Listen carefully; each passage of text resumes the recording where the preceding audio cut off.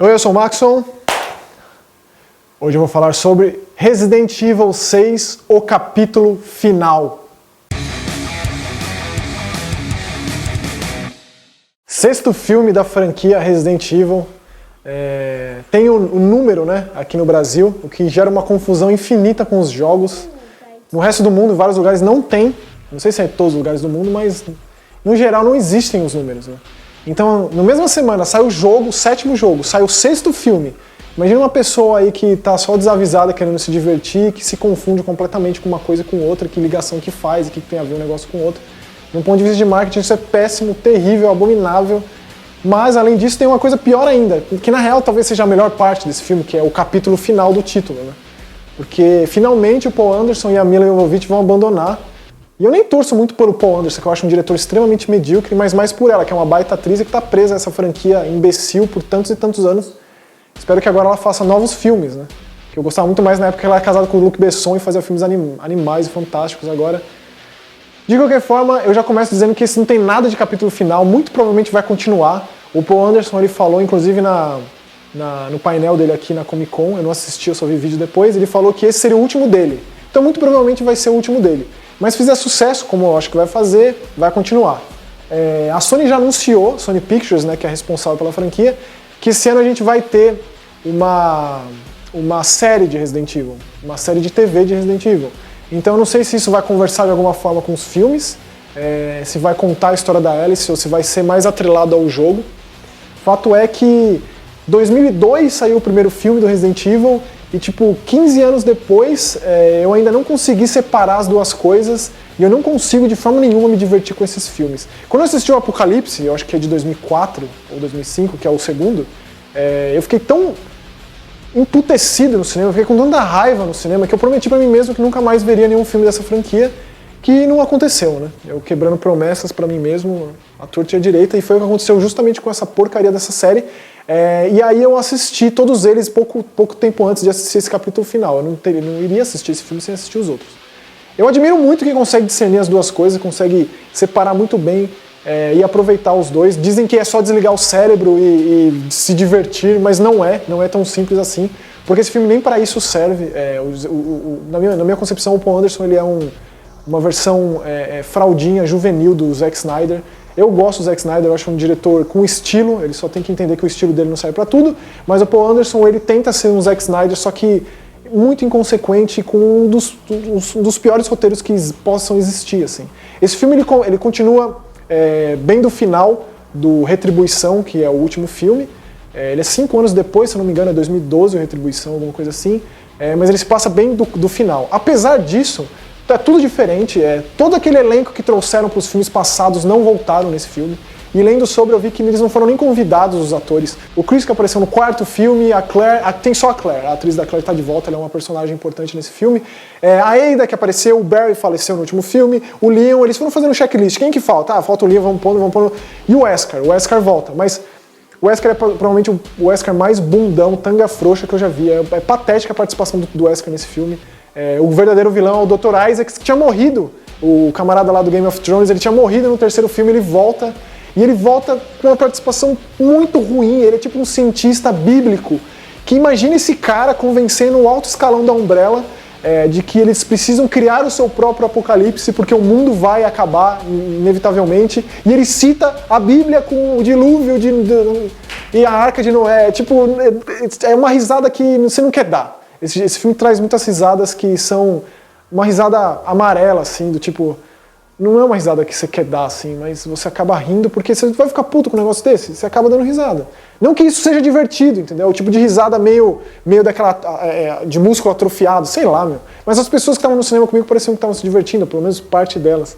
De qualquer forma, ele gira em torno disso, esse filme. Desse cara, esse cientista, o Dr. Isaac, que tá atrás da Alice, só que a Alice, aí é outra coisa ridícula, ela faz um acordo com a Red Queen, que era aquela inteligência artificial criada pelo doutor lá do primeiro filme, do primeiro laboratório, que era para cuidar todo o sistema de segurança do laboratório escondido nas instalações da Umbrella. Que inclusive a atriz não quis voltar, e quem é a filha da Milla Jovovich, é até engraçado ver a Red Queen como a filha dela. E é tipo a estreia dela no cinema desse jeito. Ela faz um pacto com a com a Mila, por mais que uma inteligência artificial possa fazer isso, mas ela faz, e ela meio que entrega o fato do Wesker estar lá e conta pra ela como ela pode fazer pra livrar o mundo do T-Virus, da ameaça do T-Virus, que existe um meio, e aí bota ela numa contagem regressiva pra ela chegar até Raccoon City. E isso é uma outra coisa frustrante que eu tenho muito com esse filme mostra Raccoon City pós-bomba atômica. Eu sempre sonhei em ver um Resident Evil que fosse assim, tipo, o que acontece com Raccoon City depois que explodiram a bomba atômica lá em 98? O que aconteceu com os arredores, com as famílias das vítimas, com as pessoas que sobreviveram? Nunca foi explorado muito isso no jogo. Na real, o Resident Evil 7 tem uma revista que conta um pouco sobre isso, mas o filme volta em Raccoon City e mostra aquele cenário super genérico, pós-apocalíptico. E tipo, eu fiquei muito frustrado porque eu queria muito ver esse cenário nos jogos e eu vi nos filmes. E é isso, é uma corrida contra o tempo da Alice, com cenas de luta muito mal coreografadas. É como se o diretor assumisse, admitisse que todos os atores dele são muito ruins em artes marciais, mesmo tendo um cara que manja de Kung Fu aí nesse filme, e ele pica tanto as cenas, e as cenas já são à noite. Todas as filmagens, toda a filmagem desse filme, todas as cenas são à noite, e é tão picado, e tem tanta fumaça que eu me senti um velho assistindo esse filme, porque eu não entendia nada. Tinha cenas de luta lá que eu não conseguia entender nada, não conseguia discernir uma coisa da outra. Tem uma cena em particular lá que eles estão saindo de uma hélice gigantesca, quando eles começam a invadir o laboratório, que eu não entendi absolutamente nada do que aconteceu numa cena lá. É tão picado, é tão uma geração YouTube de corte aleatório que eu não conseguia entender nada, e assim são todas as cenas de luta.